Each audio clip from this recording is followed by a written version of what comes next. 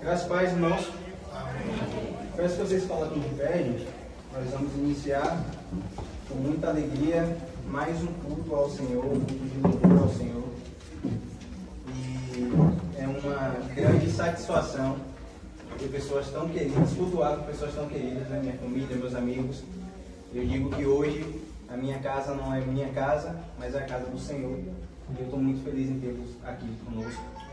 E para iniciar o nosso culto, né, nós vamos proferir em forma de canção que por Ele, por meio dEle e dEle são todas as coisas.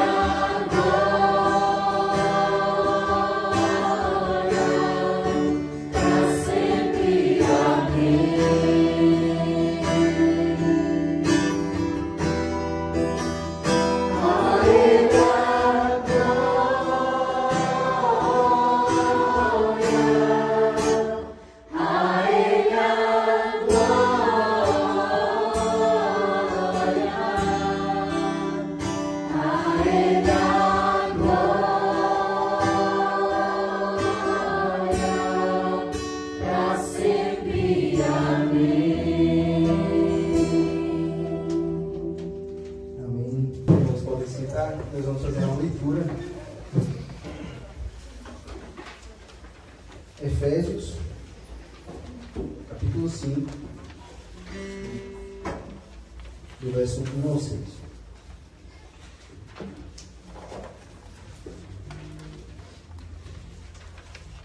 Efésios 5, do 1 ao 6.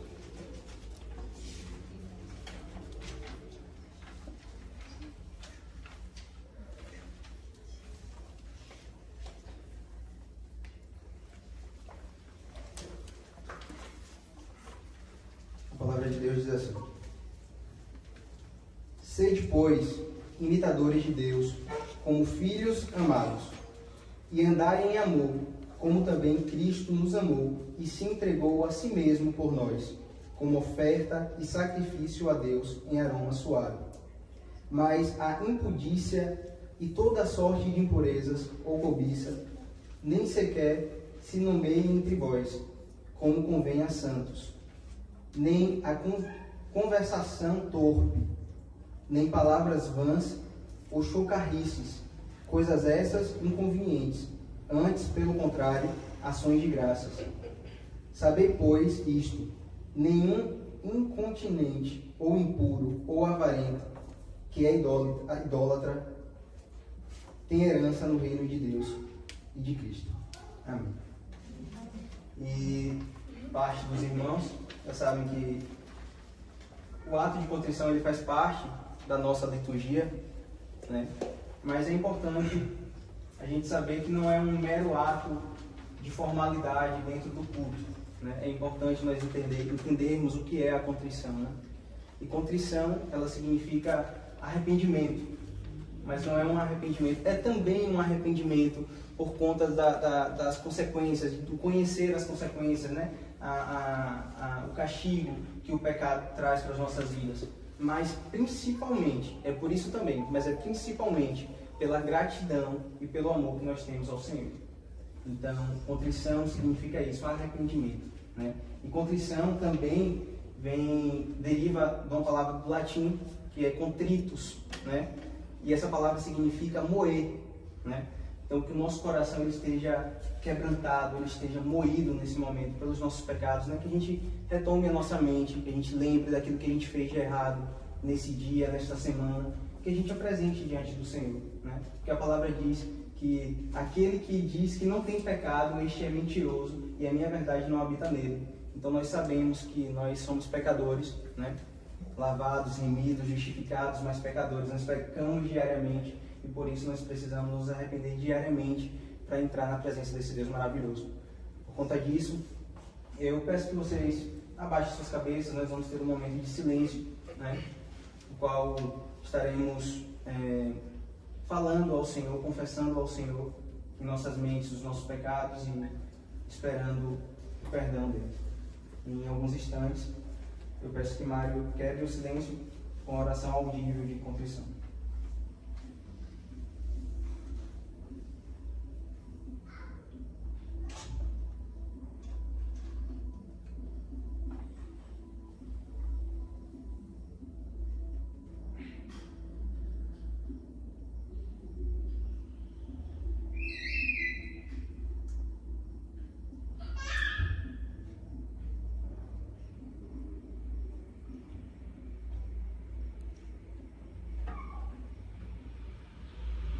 Deus eterno, estamos reunidos, Pai, como tua igreja, teu povo, reconhecendo as nossas faltas, reconhecendo que somos pecadores, reconhecendo que a gente tem falhado, errado o alvo, Senhor, muitas vezes.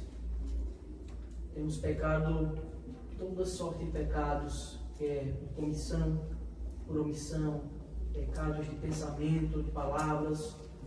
Por isso te pedimos, Senhor, que o Senhor nos perdoe os pecados, que o Senhor, nosso Deus, que o Senhor nos ajude a viver uma vida de santidade, a te buscar constantemente, para poder contemplar a tua face, contemplar o teu reino e entrar nele, pois bem sabemos que o Senhor é Deus infinitamente amoroso, santo, justo, e o Senhor, com teu amor incondicional, infinito, decidiu, Pai, cravar Cristo na cruz, fazendo recair sobre ele os nossos pecados. Por isso que louvamos e bendizemos o teu santo nome, pois quão grande salvação o Senhor nos trouxe em Cristo. Por isso te adoramos, estamos felizes, com a certeza que o Senhor nos perdoa os pecados. Assim te oramos, nosso Deus. Amém.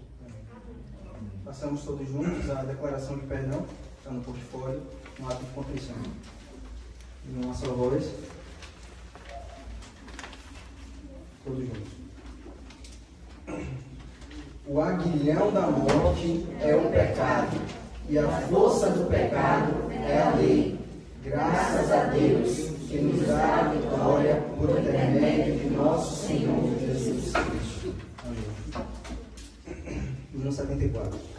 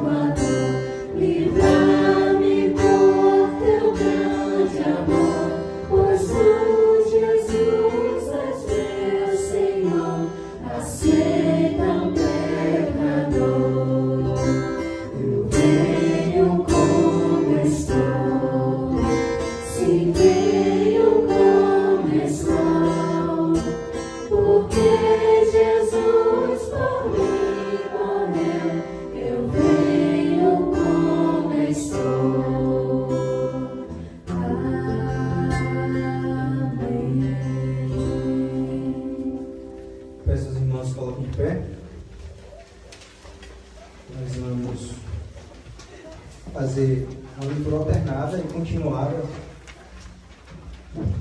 no Evangelho de Mateus. Estamos no capítulo 3. Mateus, capítulo 3.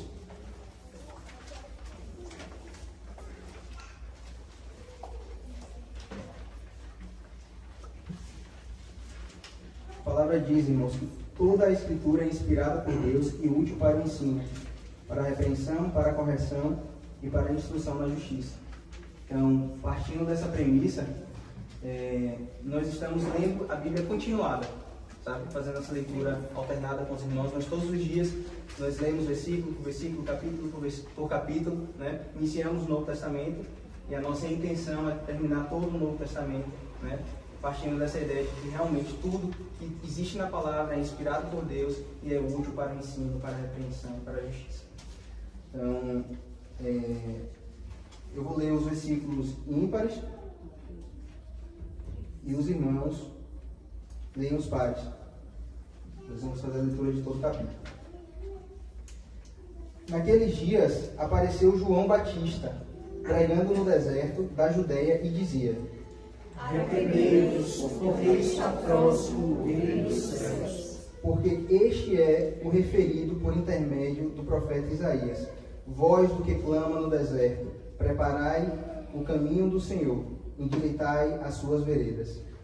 Usava João vestes de pelos de camelo e um cinto de ouro. A sua alimentação eram gafanhotos e mel silvestre.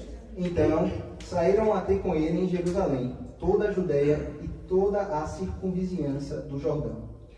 E eram por ele batizados no Rio Jordão, confessando os seus pecados. Vendo ele, porém, que muitos fariseus e saduceus vinham ao batismo, disse-lhes: Raça de víboras, quem vos induziu a fugir da ira vindoura?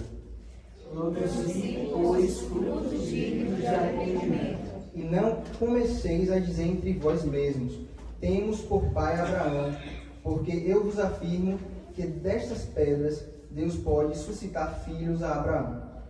Já está posto o machado à raiz das árvores. Toda árvore, pois, que não produz bom fruto, é cortada e lançada ao fogo. Eu vos batizo com água, para arrependimento. Mas aquele que vem depois de mim é mais poderoso do que eu, cujas sandálias não sou digno de levar. Ele vos batizará com o Espírito Santo e com o fogo. A sua pá ele tem na mão, e limpará completamente a sua eira. Recolherá o seu trigo do celeiro, mas queimará a palha em fogo indestível. Por esse tempo, dirigiu-se Jesus da Galiléia para o Jordão, a fim de que João o batizasse. Ele, porém, o dissuadia, dizendo: Eu é que preciso ser batizado por ti, e tu vens a mim? Mas Jesus lhe respondeu: Deixa por enquanto, porque assim nos convém cumprir toda a justiça. Então ele o admitiu. Batizado Jesus, saiu logo da água, e eis que se lhe abriram os céus, e viu o Espírito de Deus descendo como pomba, vindo sobre ele. E eis, todos juntos, E eis uma voz dos céus que dizia: Este é o meu Filho amado, em quem me comprazo. Amém. Cântico, aclame ao Senhor.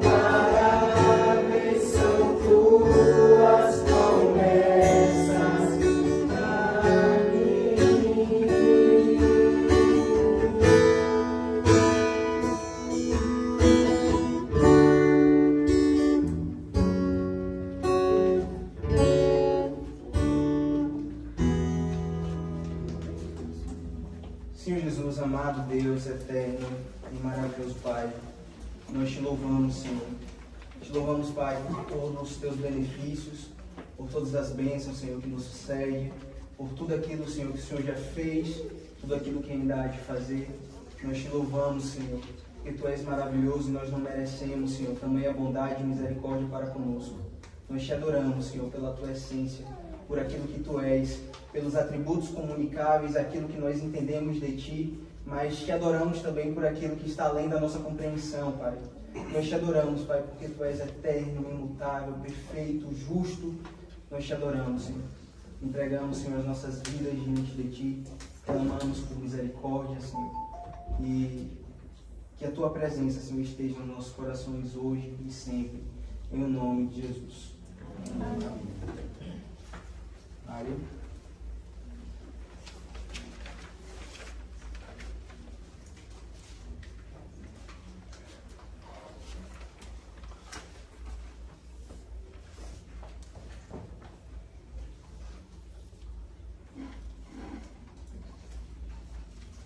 Os irmãos podem se sentar.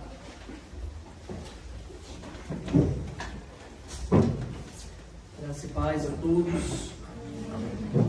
Satisfação poder pregar o Evangelho de nosso Senhor Jesus Cristo.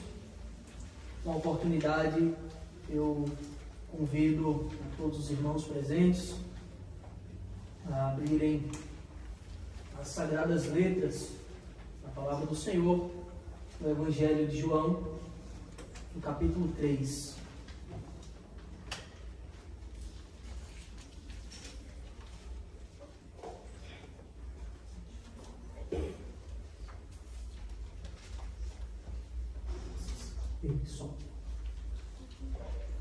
Evangelho de João, capítulo 3.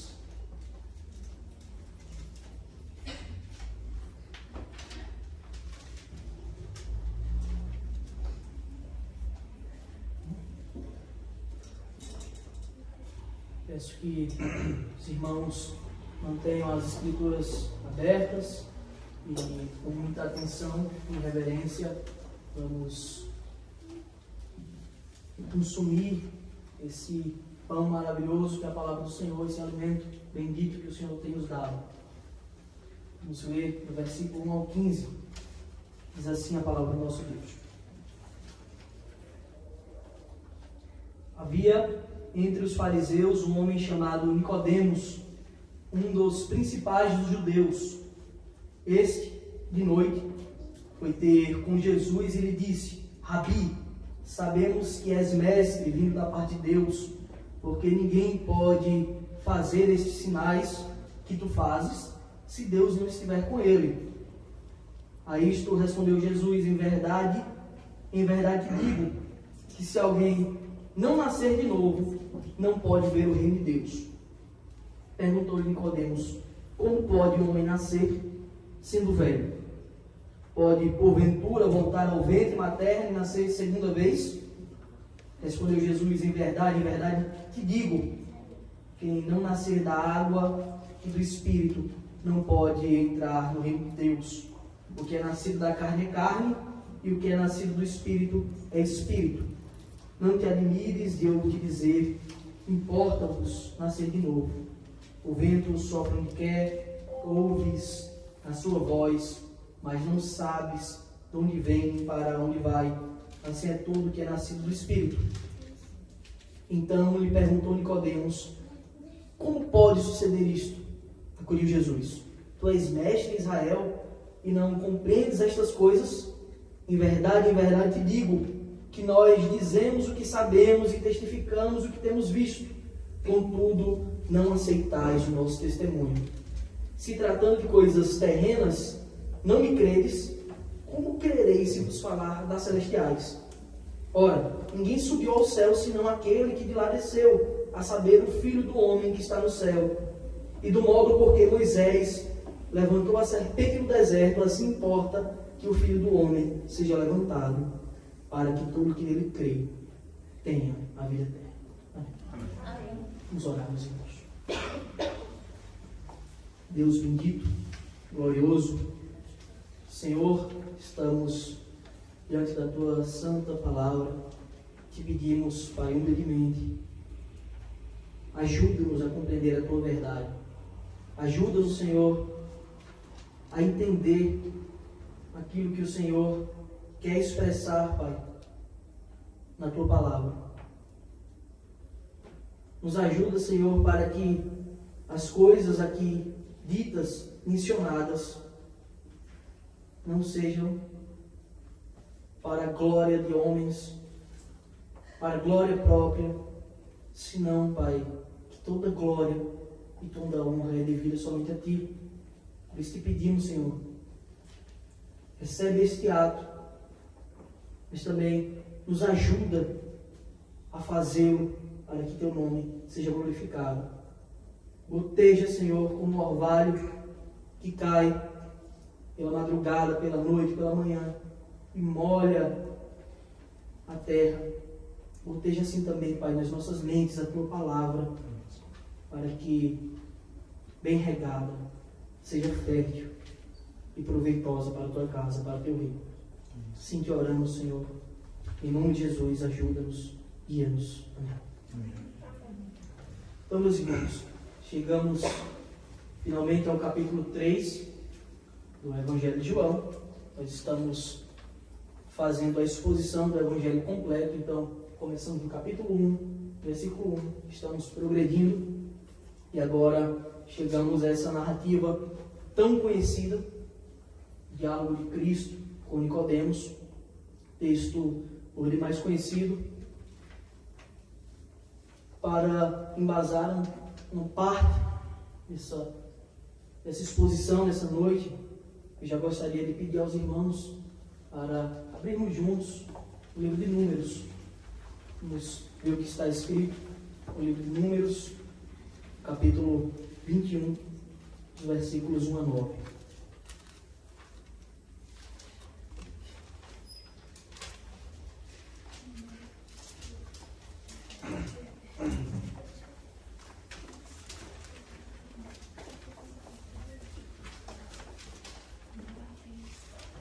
Livro de Números, comecinho da Escritura, quarto livro da Escritura.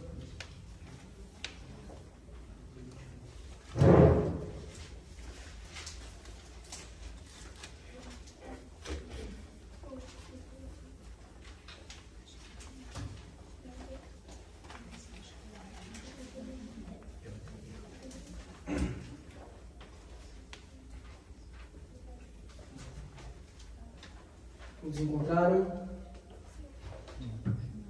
Está escrito a partir do versículo 1. Acompanhe comigo com atenção.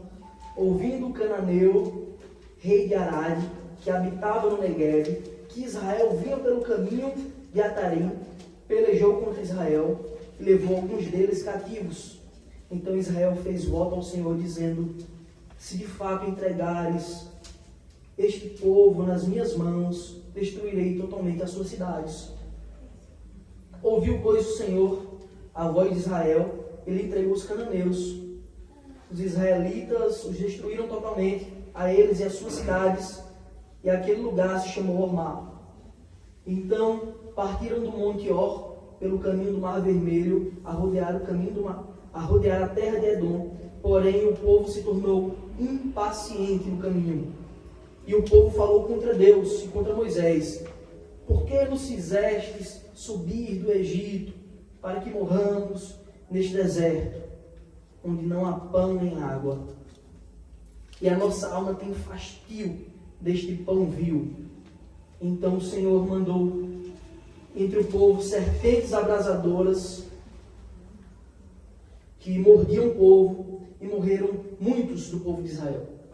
Veio o povo a Moisés e disse: havemos pecado, porque temos falado contra o Senhor e contra ti. Ora ao Senhor que tire de nós as serpentes. Então Moisés orou pelo povo. Disse o Senhor a Moisés: faze uma serpente abrasadora, põe-na sobre uma haste, e será que todo mordido que a mirar viverá. Fez Moisés uma serpente de bronze e a pôs sobre uma haste. Sendo alguém mordido por alguma serpente, se olhava para de bronze sarar.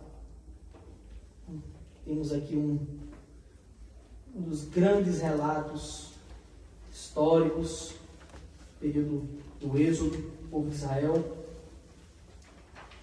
quando saía da terra do Egito. Nós já vimos algumas passagens.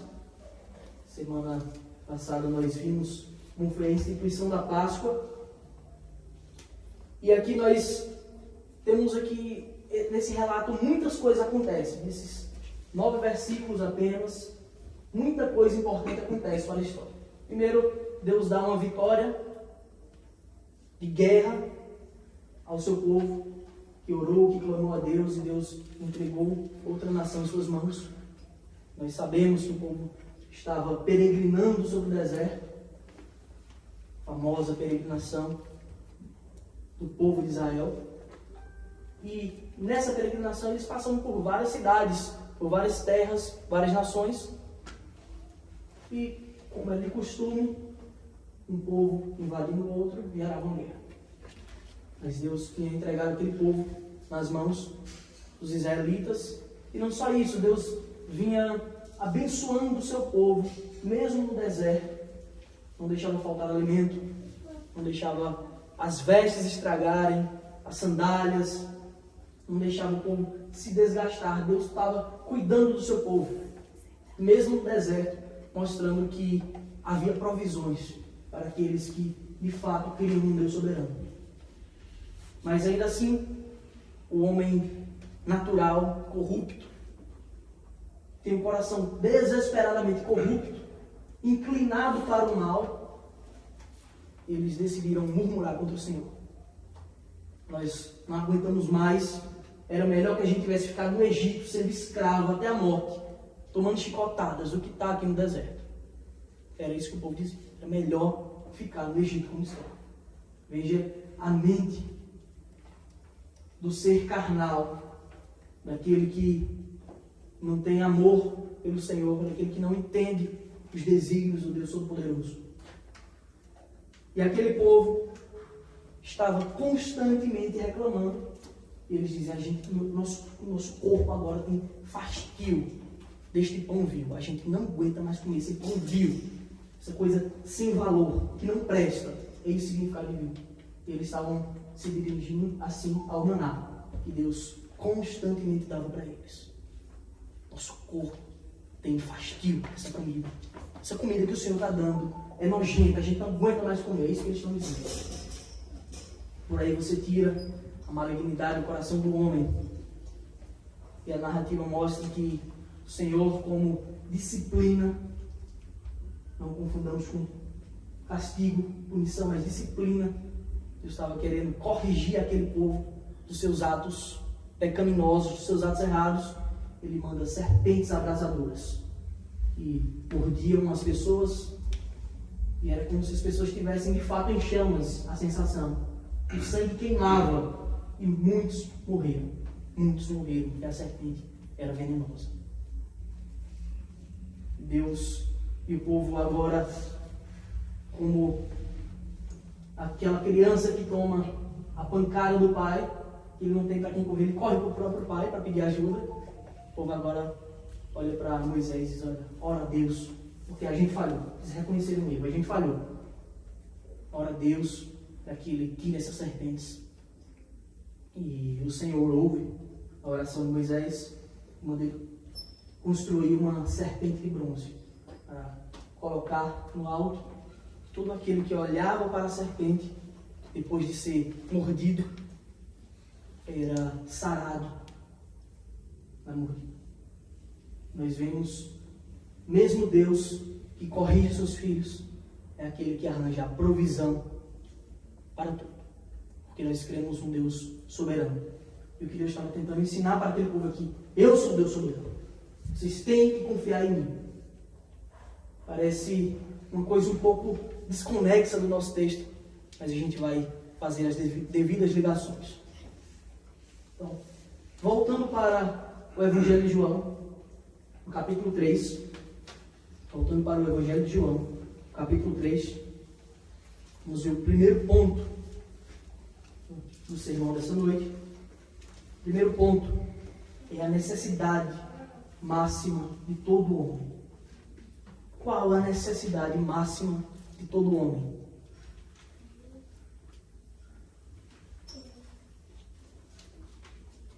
Versículo 1 diz assim, João, capítulo 3, versículo 1, diz: havia entre os fariseus um homem chamado Nicodemos, um dos principais dos judeus.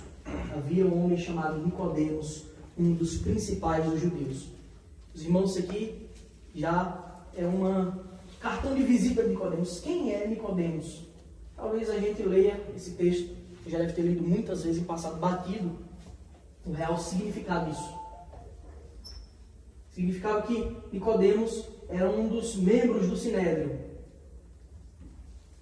Nicodemos era fariseu, da ordem dos fariseus, e um dos membros do Sinédrio. Isso quer dizer que tinham 71 homens, deles era o sumo sacerdote, Nicodemos era um dos 70, considerados os homens que mais entendiam da lei, da justiça, da escritura do povo de Israel, da escritura do Senhor, ou seja, do Antigo Testamento, das leis, dos profetas. Ele era membro do Sinédrio, significa que ele era um dos responsáveis por julgar o povo nos seus atos. Então, o cartão de visita de Nicodemos é esse. Nicodemos é uma pessoa importante. Se tinha alguém que aquele povo, aquela nação, ia se espelhar, ou ia tirar uma dúvida, ou ia procurar para ter uma ajuda, era Nicodemos. E esse problema teológico, quem é que vai me solucionar? Nicodemos. Fala com ele. Ele é um dos principais. Ele é quem detém o conhecimento da lei. Fala com ele. Esse é Nicodemos. Nicodemos era guia de cegos. Nicodemos era o exemplo máximo das pessoas que queriam viver bem, viver de forma justa, se espelhavam em Nicodemos. Um homem de procedimento reto, um homem conhecido, e ele era o exemplo de muitos. No versículo 2 é dito: este, Nicodemos, de noite foi ter com Jesus e lhe disse: Rabi, sabemos que és mestre, vindo da parte de Deus, porque ninguém pode fazer estes sinais que tu fazes se Deus não estiver com ele. Sabemos que tu és mestre, vindo da parte de Deus. O que significava isso? Esse versículo já traz muitas outras informações importantes para uma compreensão correta desse texto. Primeiro, Nicodemos foi procurar Cristo de noite. A gente está reunido aqui essa noite, né? Eu já falei isso em outros momentos. E é muito fácil a gente se reunir essa noite, no século XXI, quando temos energia, tecnologia, assim, está tudo claro, todo mundo se vê. Estamos falando de uma coisa que aconteceu 2000 anos atrás. Não existia iluminação pública como nós temos. Isso significa que Nicodemos foi procurar Cristo no escuro, na escuridão. Nicodemos foi procurar Cristo escondido das pessoas. Esse foi ter com Cristo de noite. Ninguém podia ver. Ah, ali está Nicodemos indo falar com aquele homem. Não. Nicodemos foi pela noite. E ele já foi logo dizendo: Rabi. Rabi significa mestre. Mestre é aquele que ensina, aquele que traz conhecimento. Então está Nicodemos, dos principais judeus, aquele que era o mestre do povo, um dos mestres do povo. Ele agora está olhando para Cristo e está chamando Cristo de mestre. Rabi. Vimos aqui uma dualidade muito estranha na figura de Nicodemos. Uma fé, mas era uma fé muito fraca, na qual ele reconhecia Cristo como mestre, mas não tinha coragem de procurá-lo publicamente. Ele ia pela noite, ia na camada da noite, procurar a Cristo. Rabi.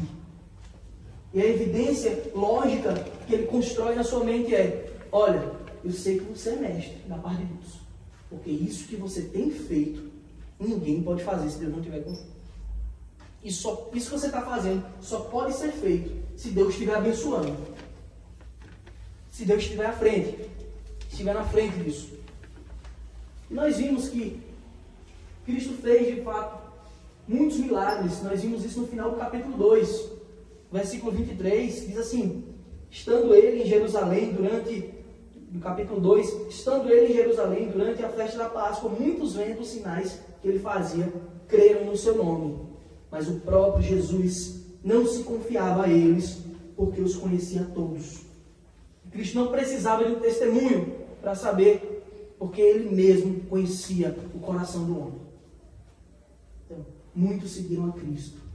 E eu fiz uma pergunta aqui: qual grupo você se encaixa? Se vocês estão procurando a Cristo com Nicodemos, com uma dúvida, ou se vocês estão procurando Cristo de coração aberto para conhecer de verdade, para ter uma experiência verdadeira com o Senhor. E por enquanto Nicodemos estava enquadrado nesse grupo. Cristo não se confiava a ele, porque conhecia o coração deles. E agora inicia-se esse diálogo, mais que um diálogo. Isso aqui é uma pregação. Cristo vai pregar a Nicodemos.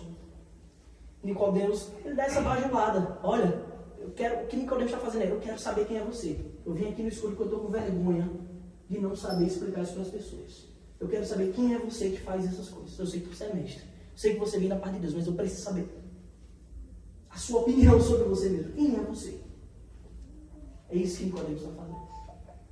Cristo, ele não dá muita atenção para as considerações de Nicodemos, para aquilo que ele está falando acerca dele mesmo. No versículo 3, Cristo não responde: olha, eu sou o Messias, o Salvador. Ele não faz isso. Ele fala a Nicodemos exatamente aquilo que Nicodemos precisa ouvir.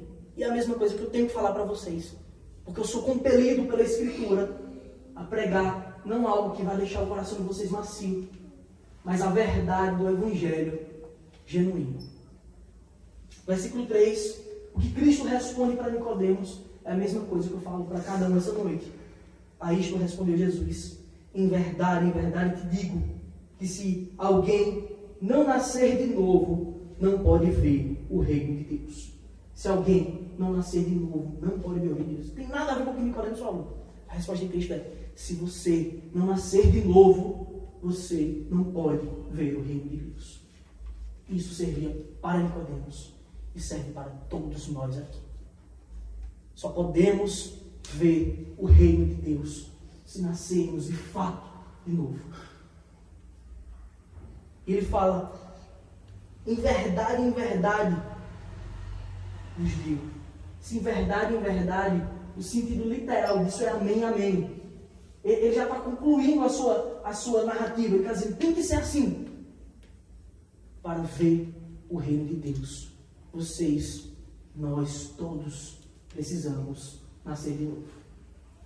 Essa é a mensagem do Evangelho. Em verdade vos digo. E nascer de novo significa ser regenerado. Significa nascer espiritualmente. Porque alguém pode dizer, assim como Nicodemos: eu estou vivo, estou andando, vocês não estão me vendo aqui. Mas nós precisamos estar vivos espiritualmente. Nós precisamos ter habitando em nós o Espírito Santo do Senhor. Nós precisamos ter um coração de pedra removido e ter um coração de carne colocado no lugar. Porque só assim estaremos verdadeiramente vivos. E como já falamos em outro momento, se estivermos verdadeiramente vivos, ainda que a gente morra, a gente viverá. E no versículo 4 está escrito a resposta de Nicodemos. Nicodemos chega já declarando: tu és mestre, Senhor, Rabi. Mas agora Cristo ensina a Nicodemos. Nicodemos responde isso aqui a ele. Versículo 4. Perguntou-lhe Nicodemos: como pode um homem nascer sendo velho? Pode porventura voltar ao ventre materno e nascer segunda vez? Veja, essa resposta abobalhada, que parece uma resposta dada por uma criança, vem de um dos principais dos judeus, daquele que era o homem que tirava a dúvida dos outros. Ele agora faz essa pergunta besta. Será que eu posso, sendo velho, voltar ao ventre da minha mãe e nascer de novo? E é evidente que Nicodemos não tinha condições de compreender, porque ele estava apenas como um homem natural. O homem natural, o homem carnal, ele não tem condição de compreender a verdade de forma espiritual. Ele não tem condição de enxergar a claridade do Evangelho sem que o Espírito Santo haja primeiro e tire as escamas dos seus olhos. Nicodemos responde: como pode eu, sendo velho, nascer de novo? Isso não faz sentido algum, de fato. Ele estava buscando resposta na sua sabedoria humana. Ele estava buscando resposta na sua naturalidade. E a naturalidade do homem é pecaminosa. O ser humano não é pecador, natureza. Esse é o pensamento natural de todo homem. Ele não consegue compreender que há uma necessidade constante de Cristo nas nossas vidas. Ele não consegue compreender que por mais que ele tenha a vida mais ilustre na sociedade, que ele tenha tudo, aparentemente, aos olhos dos outros, ele não consegue compreender que sem Cristo ele está pobre, cego e nu. Ele não tem nada, ele está morto. E essa era a situação de Nicodemos. Cristo está falando para ele e também para nós, todas as vezes que nós lemos esse evangelho maravilhoso: você precisa nascer de verdade. Você precisa se arrepender dos seus pecados, porque você é um pecador. Versículo 5, a narrativa continua. Respondeu Jesus: em verdade te digo, que não nascer da água e do Espírito não pode entrar no reino de Deus. Que não nascer da água e do Espírito não pode entrar no reino de Deus. Primeiro Cristo falou: não pode ver quem não nascer de novo. E agora ele completa: que não nascer de novo, que não nascer da água e do Espírito não pode entrar no reino de Deus. Você não pode nem contemplar, muito menos ser participante do reino, se você não nascer de novo. E agora Cristo já está usando uma linguagem que Nicodemos teria uma certa condição de entender, porque Cristo está usando elementos da lei. Ele usa água, textos semelhantes a esse, com a mesma conotação, tem lá em Ezequiel, mas ele está falando que água, que não nascer da água e do Espírito. Mas por que da água? Porque a água era sinônimo de purificação. Nós vimos isso quando pregamos sobre a multiplicação do vinho, quando Cristo transformou água em vinho, usando as talhas que os judeus usavam para as purificações. Ele está dizendo agora: olha, que não nascer da água e do Espírito, você precisa ser purificado. Mas essa purificação que vocês fazem é apenas um símbolo. A purificação real, só o Espírito Santo do Senhor pode fazer. O símbolo você já conhece. E é por isso que nós vemos quando Cristo é batizado por João Batista nas águas, primeira coisa que acontece, como sinal, é que o Espírito Santo desce sobre ele em forma de pomba, mostrando para nós o que compete a todo homem: nascer de novo, nascer da água e do Espírito. Porque o Evangelho requer isso. E Deus tem dado essa oportunidade para nós constantemente, quando nós ouvimos a sua palavra. Você precisa nascer de novo. Você precisa se purificar. O que Cristo está dizendo é: você acha que você é puro porque você faz constantemente rituais de purificações. Constantemente você tem feito rituais de lavar a mão, lava pé, e lava todo tipo de coisa, e lava os utensílios que são usados na casa. Mas você precisa ser de fato purificado. Essa água que você está usando, ela não muda o seu interior, Nicodemos. Esses sacrifícios constantes que você vem fazendo, eles não mudam o seu caráter. Você precisa nascer de novo. Você precisa nascer do Espírito. Porque só assim você vai entrar no reino de Deus. Você acha que você já está lá, porque você é um dos 70. Porque você é um dos principais, porque as pessoas tiram dúvidas com você. Mas se você não nascer de novo, Nicodemos, não tem religião que te leve para o céu. Não tem purificação com água que te leve para lá, se o Espírito Santo não mudar o seu coração. Isso que Cristo está falando em Nicodemos se aplica a todos nós. Não tem religiosidade, não tem títulos, não tem cargo, não tem dinheiro, não tem nada que possa te levar para o céu, se você não nascer de novo. Se você não nascer de novo, você será condenado. Não sou eu que estou dizendo isso, é a Escritura. Esse mesmo capítulo mais adiante ele vai falar: aquele que não crê, ele já está condenado.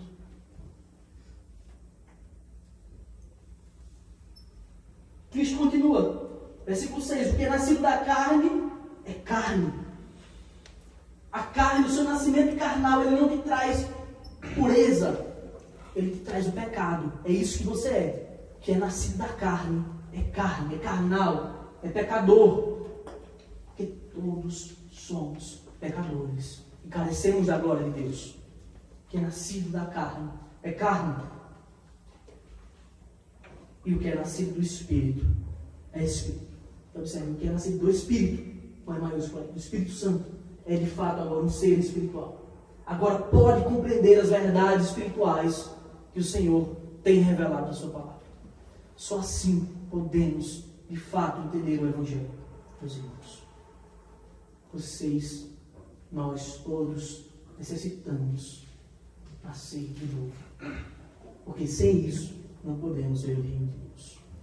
Sem isso, não podemos contemplar nem que distante o reino do Senhor, quanto mais adentrá-lo. Porque não há mérito em vocês, não é mérito em mim que possa fazer isso, senão que Cristo faz tudo por graça, por favor, por amor. Versículo 7, Cristo agora exorta Nicodemos: Nicodemos, não fique admirado com isso. Não te admires de eu te dizer, importa-vos nascer de novo. Não se admire disso. Você achou que eu ia lhe bajular aqui porque você é um 70, Nicodemos? Você precisa ouvir a mensagem do Evangelho como qualquer outro. Importa-vos nascer de novo. No versículo 8 agora ele continua: o vento sopra onde quer, ouves a sua voz, mas não sabes de onde vem nem para onde vai. Assim é todo o que é nascido do Espírito. Quando ele fala o vento aqui, o grego é pneuma. É a mesma palavra para espírito. Espírito sopra onde quer, ele guia. Mesmo que você não saiba os caminhos, ele te guia. E é muito pertinente isso, porque aquele povo que Cristo vai citar mais na frente, como nós lemos ali em Números, eles já estavam agoniados por estar rodando ali pelo deserto, achando que eram eles que iam trilhar o caminho, senão que Deus tinha um caminho para eles, que eles tinham que simplesmente se submeter e aceitar o caminho. Do mesmo modo, o vento sopra onde quer. Ouves a sua voz, mas não sabes de onde vem nem para onde vai. Isso não significa aleatoriedade do Espírito. Isso não significa que as coisas acontecem desconexas da realidade, mas significa que nós devemos confiar nele, porque nosso Deus, ele é soberano. Você não precisa compreender todas as coisas, que você precisa crer nesse Deus, porque só assim você pode ser salvo.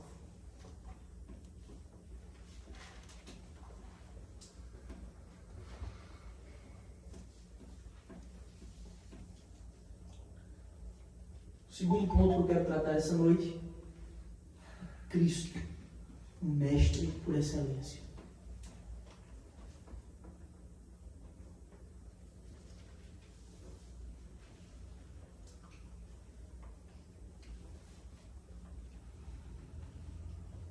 Cristo, Mestre por excelência. versículo 9, a pregação de Cristo. Ele continua. Esse diálogo de Cristo com Nicodemos continua.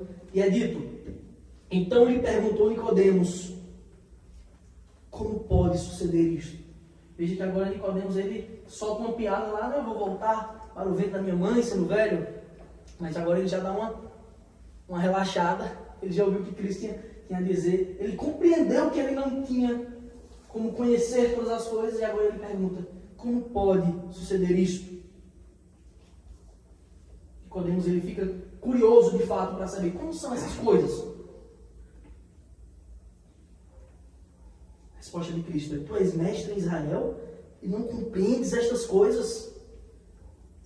Como pode, Nicodemos, você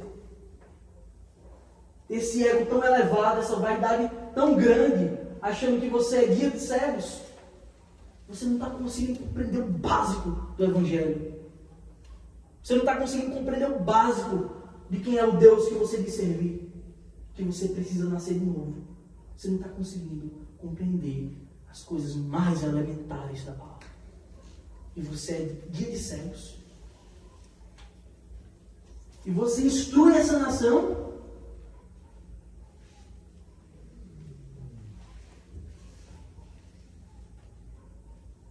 Quando Nicodemos procura Cristo, ele olha para Cristo e a primeira coisa que ele fala é: Rabi, mestre. Mas na primeira oportunidade que ele teve, ele questionou o ensino de Cristo. Primeira oportunidade que ele teve, após chamar Cristo mestre, ele questiona o ensino. E o reverendo Augusto Breiner, acho interessante, ele diz que muita gente reconhece de fato que Jesus é mestre, mas a maioria delas quer escolher a lição. Muita gente reconhece que Cristo é o mestre, é o professor da vida, mas a maioria quer escolher a lição que ele tem que ensinar. A lição que ele quer de fato mostrar, que ele revela nas Escrituras, as pessoas têm rejeitado constantemente. As pessoas não querem saber. E Cristo está agora dando lição a Nicodemos: Nicodemos, você tem que me ouvir. Você tem que compreender as verdades da minha palavra, do Evangelho. Jesus está aqui expondo a arrogância de Nicodemos. A arrogância é essa que nós trazemos quando muitas vezes nos deparamos com alguém pregando o Evangelho e nós já chegamos todos imersos de verdades que nós trazemos, de pseudo-verdades. Queremos, a gente já ouve com preconceito. Eu quero ver o que ele tem a dizer. Quero ver se a verdade dele é melhor que a minha. Essa arrogância a gente carrega como resquício do pecado que habita em nós.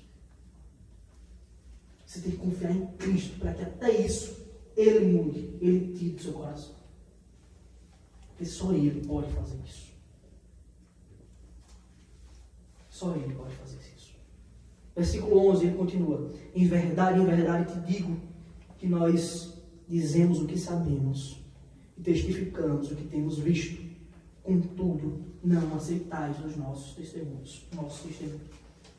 Nós dizemos o que sabemos. Interessante, né? Ele está dizendo aqui: Nicodemos, você não sabe praticamente nada. Se é isso que você tem a dizer, você não sabe praticamente nada. Mas nós dizemos o que sabemos. E nós damos testemunho, testificamos aquilo que nós vemos. Você está me procurando hoje porque ontem você me viu fazendo milagres. Isso você não tem como explicar. Isso você dá testemunho. Mas você precisa crer de fato em quem eu sou. Só reconhecer que eu sou um mestre não é o suficiente para você. Só reconhecer que Cristo é bom, como muitos reconhecem, é muito fácil. Que Cristo é um mestre, um homem com muitos ensinamentos, um grande líder, como é pregado por aí, como é dito aí nas universidades, em qualquer lugar. Foi um exemplo aos espíritas, um ser evoluído, um ser de luz. Só isso não é suficiente. Você precisa conhecer a Cristo de verdade, quem Ele é, Deus soberano. Você precisa conhecer a Cristo, quem Ele é. E ele usa essa expressão: nós dizemos o que sabemos, nós testificamos. Ele usa esse plural E muitos ficam nessa dúvida, será que ele está falando como trindade? Será que ele está falando como os profetas que vieram antes, testificando a respeito dele? Não importa esse caso, pois a verdade é a mesma. Ele é o Senhor soberano. Quem está diante de você, Nicodemos, é a própria luz que você julgou que ia procurar nas trevas. Você veio me procurar no escuro. Eu que sou a própria luz. É isso que vocês têm feito. Não vão buscar Cristo. Vocês querem de fato conhecer a luz?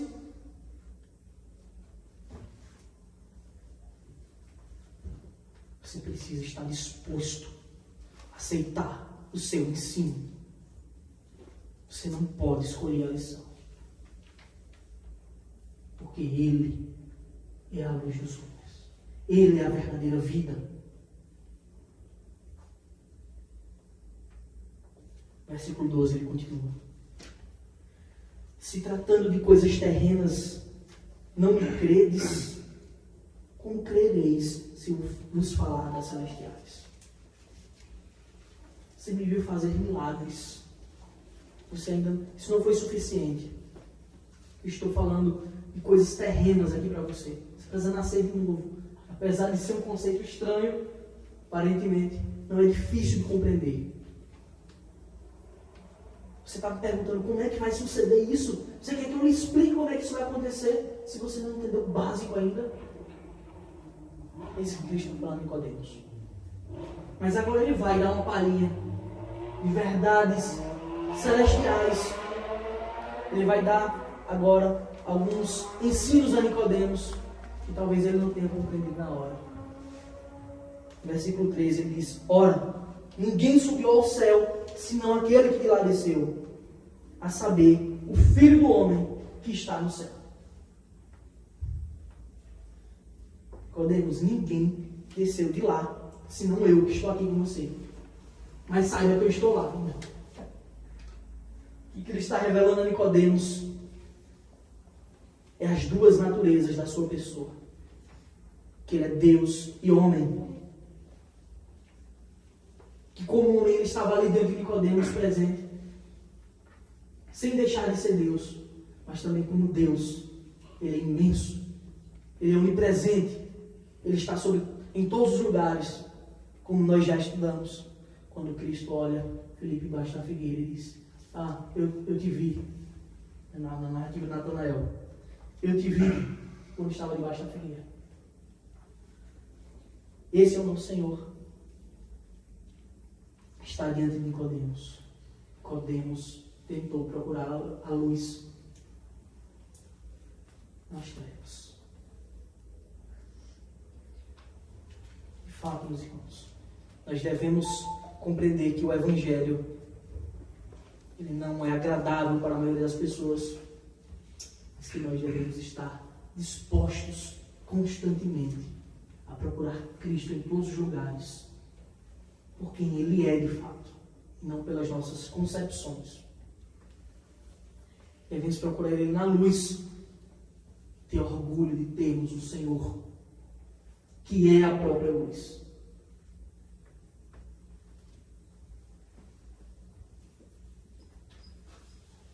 Ninguém subiu ao céu senão eu, que lá desci. É isso que ele está falando em Nicodemos.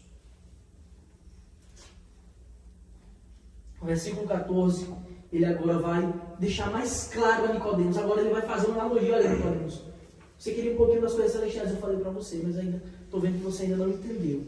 Agora eu vou deixar tudo claro para você, para que não reste dúvidas sobre quem eu sou. Eu vou fazer uma analogia de uma coisa que você tem que conhecer, afinal você é mestre em Israel. E ele diz: e do modo porque Moisés levantou a serpente no deserto, assim importa que o Filho do Homem seja levantado. E nós vimos porque Moisés levantou a serpente no deserto. Moisés levantou a serpente no deserto porque o povo pecou contra o Senhor. Estava sendo afligido pelo seu pecado. Mas ao clamar a Deus, Deus manda Moisés erguer uma serpente de bronze, para que todo aquele que olhasse para aquela serpente fosse sarado das suas mazelas, da sua doença, da sua chaga. E o que Cristo está falando agora, Nicodemos, aquilo ali era só uma sombra, só um tipo do que de fato estava para acontecer. E uma verdade muito superior que você, que todos, como nós todos aqui, estávamos enfermos pelo pecado, contaminados pela desgraça da queda. E ele está dizendo agora, eu serei levantado. E todo aquele que me mirar, quando eu estiver lá na cruz, mas não é só olhar para mim no sentido físico e crer que eu estou, de fato, cuidando, tratando, sarando as suas mazelas, levando sobre mim mesmo as suas culpas. Todo aquele que mirar em mim, que olhar para mim, esse será curado. Não apenas uma cura como aconteceu lá em Números, uma cura física, mas a verdadeira cura espiritual. Aquele que olhar para mim e que crê no meu sacrifício, eu salvarei. Eu salvarei. Eu colocarei nele um novo coração. Um coração de carne. Eu de fato vou purificar com a verdadeira água do Espírito que pode limpar o pecado. É isso que Cristo está falando. Eu levarei sobre mim mesmo as suas culpas. Assim como Moisés levantou a serpente no deserto, importa que eu seja levantado. Para que todo aquele que crê em mim, para que todo que nele crê, como está no versículo 15, tenha a vida eterna. Para que todo que em mim crê seja salvo. E só assim podemos ser salvos. O pecado traz a morte. O salário do pecado é a morte. Aquele que pecar morrerá. Mas Cristo apresenta um antídoto na cruz do Calvário. Quando ele fala, importa que eu seja erguido não só na cruz para morrer, mas também na sua assunção, triunfando sobre a morte, revelando que nós também triunfaremos sobre ela, porque ele já garantiu a nossa salvação.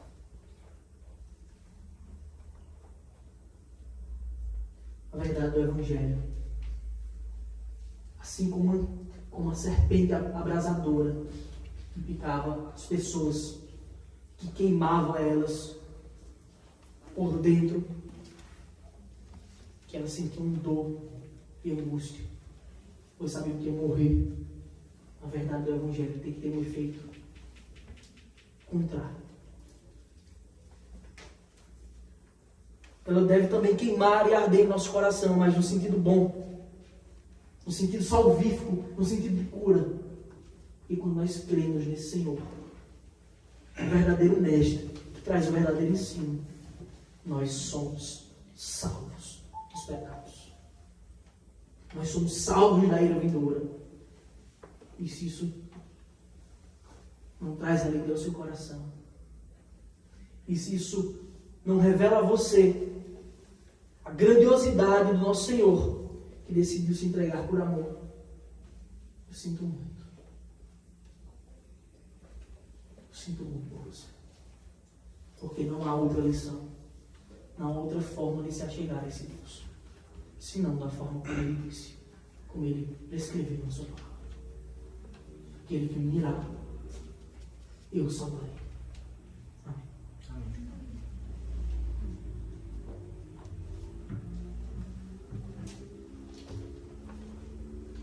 Podemos ficar todos de pé?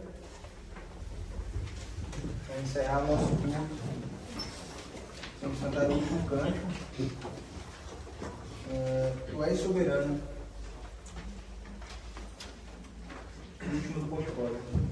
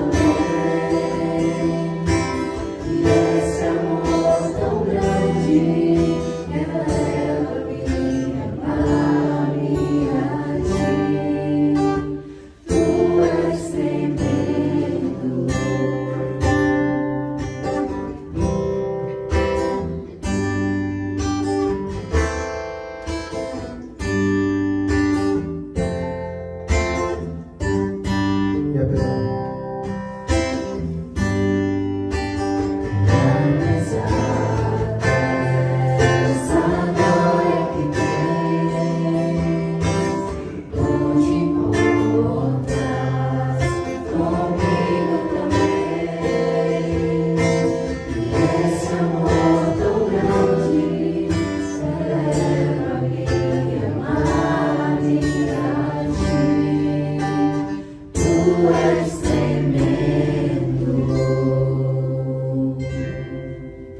Amém. Encerramos nosso culto. Oração? Vamos orar.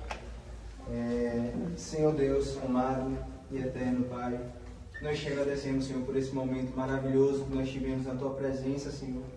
Eu sei que a Tua presença continuará em nossas vidas, que a Tua presença nos acompanhará no caminho para as nossas casas, que a Tua presença estará conosco nos nossos lares. E eu te louvo, Senhor, e te agradeço, Pai, por essa presença maravilhosa que nós temos no nosso coração, porque à medida que nascemos de novo, nós temos em nós habitando o Teu Espírito.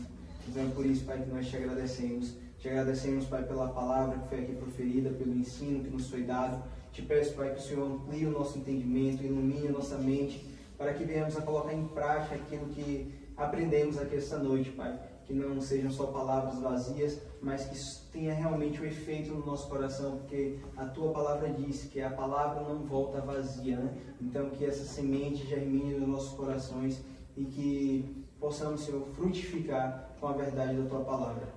Te peço, Senhor, que sonde os nossos corações, que perdoe os nossos pecados, que purifique, Senhor, a nossa alma e que nos torne, Senhor, a cada dia mais parecidos contigo, Jesus. E esse é o louvor, esse é o culto que prestamos a Ti, em nome de Jesus.